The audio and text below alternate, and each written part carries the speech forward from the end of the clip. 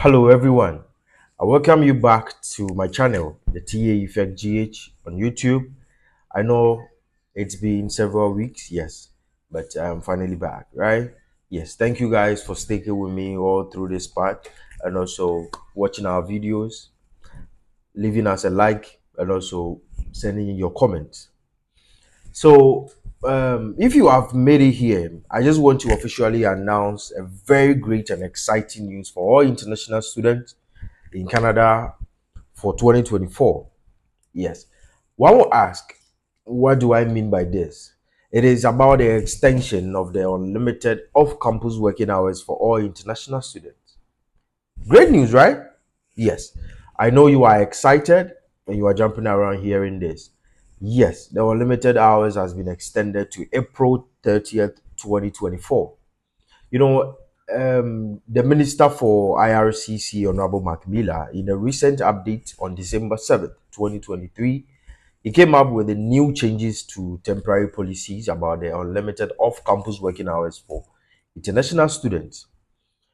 Alongside the cost of living requirement I have earlier mentioned in my previous video, IRCC also announced that it is extending the waiver on the 20 hours of work per week cap for international students until April 30, 2024.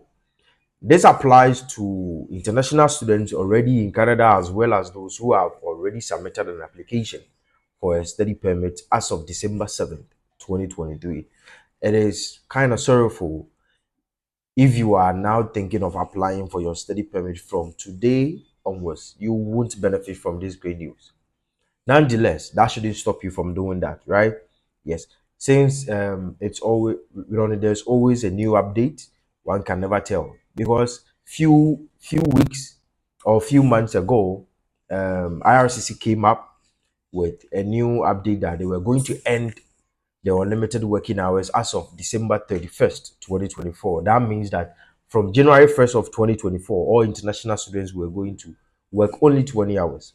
But we woke up today and we saw a huge change. So this shouldn't stop you from applying. One can never tell. Another great news can come your way, right? Yes. So honestly, a lot of international students were scared of not getting enough money to pay their tuition fees and cater for their cost of living, working only 20 hours a week, which is actually true. I have made a detailed video on that, so can you check out in our video list? Yes. This measure was first introduced on November 15th, 2022 and set to last until December 31st, 2023, which from 1st of January 2024, international students were to only work 20 hours a week off campus. But per the recent update from Honorable Mark Miller, international students can work on limited hours off campus until April 31st. Don't forget, it's until 30th of April 2024. That is, they've extended it for another 4 months. Yeah, so you can continue to work as many hours that you want. Yes, don't forget to like this video once you come on board, and also if there is anything you want to ask, since it's a live chat, you can also leave it and I will attend to them for you.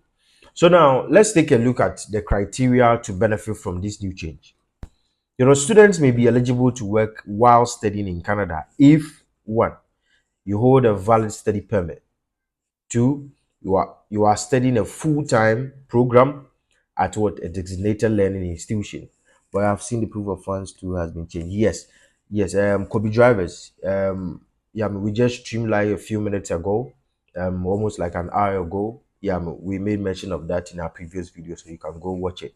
Yes, and kindly leave us a like and don't forget to share. Yes. So number two, you need to be studying full time at a DLI institution. Yes, full time means full time. You don't need to do any part time program and stuff because you won't benefit from this offer. Number three, you have started studying and remain in a satisfactory academic standing as determined by their as determined by your institution. So if the cutoff point for your institution is a 60% or 50%, being a full-time student, you should make a point to what always cross that line mark, else you won't benefit from this. Number four is you are studying in an academic, vocational, or professional training program that is at least 6 months in duration, at least to a degree, diploma, or certificate. So you just can't come into Canada and just do any program like that. You should make sure that one, your school has a DLI and it meets the PGWP eligibility criteria, right? Number five is you should have a social insurance number. What is a social insurance number? It's a number that is given to you by the Canadian government, where every money that is being transacted into your account will pass through that thing, the social insurance number. So if you don't have that, you can't like work in any recognized organization or factory or anything. All you need to do is maybe do a cash job, which is called what, the under the table job, right? Yes. So additionally, as part of today's or yesterday's press conference, Minister Mark Miller also made two post-graduation work permit related announcements. Yes. So the first one that he made mention was what? The measure allowing international students to count school term spent studying online towards their future with PGWP.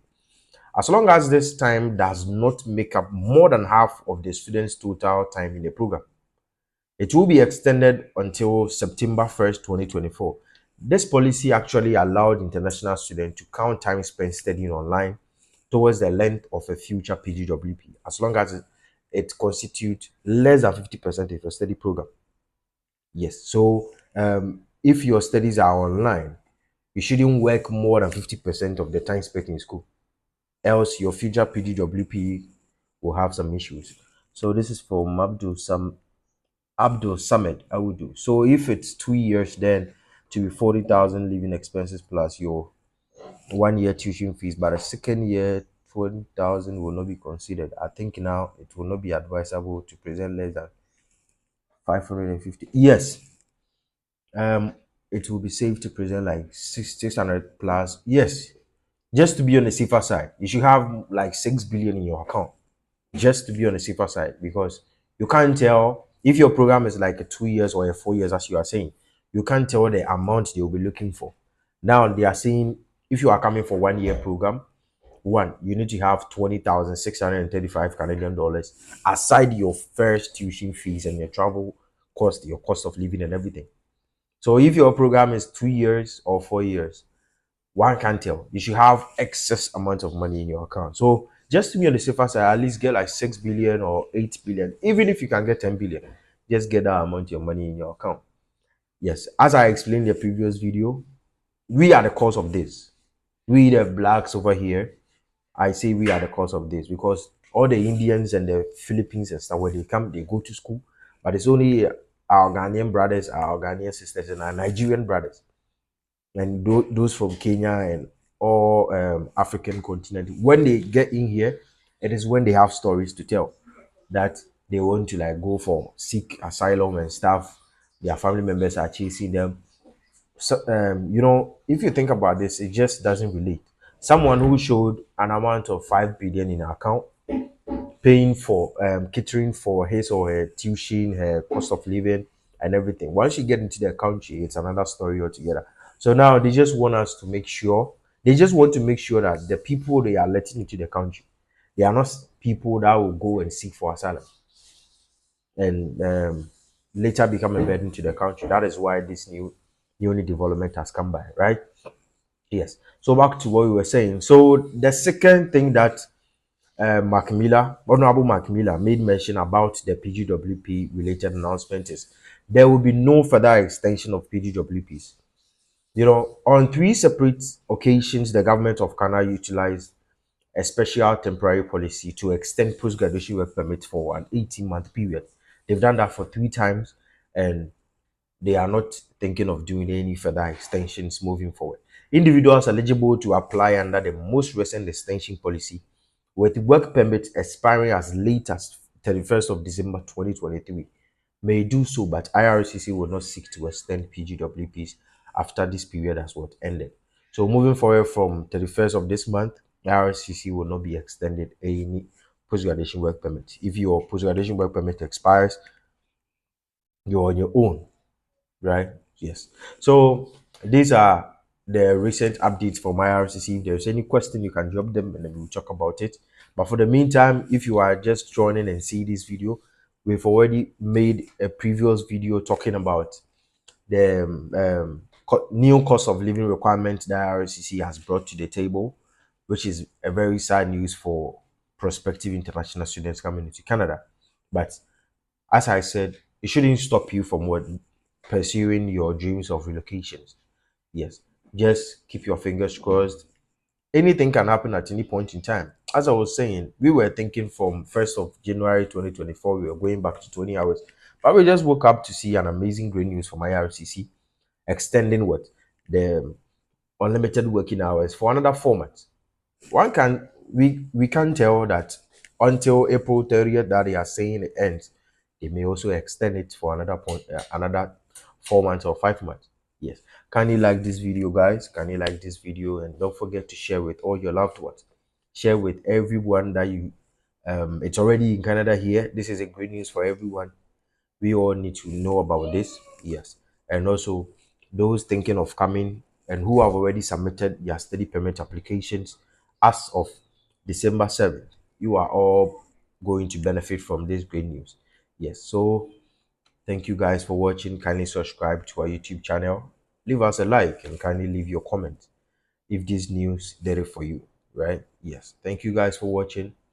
See you in my next video. Good night. Okay, so there's a question. Then it will be so much advisable to choose the Atlantic schools to apply for visa purposes and then apply for Ontario schools to change DLI so that it will be a bit low to add to your living expenses.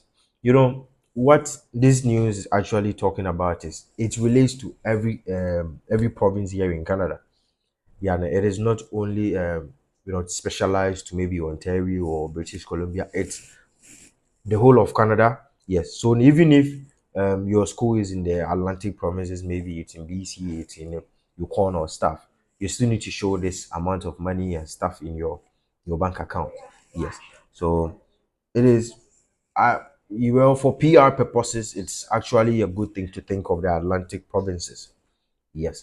For your PR purposes, since they have easy ways to get your PR, but you know, we all have both Ontario and the Atlantic places. They all have their pros and cons, right? Yes. Someone living in Ontario may get job back to back than someone living in Atlantic provinces.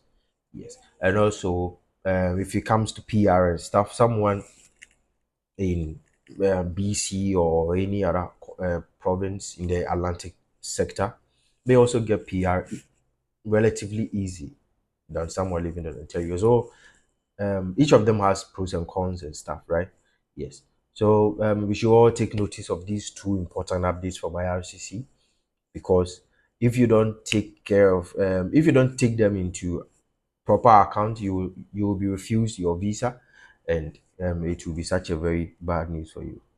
Talking in terms of the fees, yes, schools in the Atlantic provinces do have low tuition fees and stuff. For a course here in Ontario, like a 1 year program here in Ontario can cost you like $18,000, but in the Atlantic provinces you can pay like $9,000. So relatively, it's since in terms of fees, Atlantic provinces it's a good one. So let's just say your tuition fee for the first program for the first year is like $9,000. You just need to show $9,000 and also $20,000 plus what maybe your cost of living maybe like 6,000 or 10,000 Canadian dollars. So all amount like $40,000. But someone in Ontario, maybe a college here in Ontario, your teaching fee can go as high as $18,000 or $20,000. Even if it's the university, that's outrageous, $30,000 and stuff. So from what you are, I would do is saying, if someone in a prospective student in an Ontario school, you should have like maybe $20,000 plus your travel cost plus what the $20,635, which is way higher than someone who's going to maybe a $9,000 tuition school in BC. So in terms of fees, the Atlantic schools is something that we should target more. Yes, yeah. I believe I've done justice to your question. I would do. Yes, can you let me know if this was what you're talking about? If there is any other question, guys, let's send them in. And so don't forget to like this video as well. Yes. And do what to share with all your loved ones. Okay, so all right. So thank you guys for watching and sticking with me. Kindly subscribe to this channel. Leave us a like, but also don't forget to leave your comments. Thank you guys for watching. Thank you so much. See you in my next video. Bye.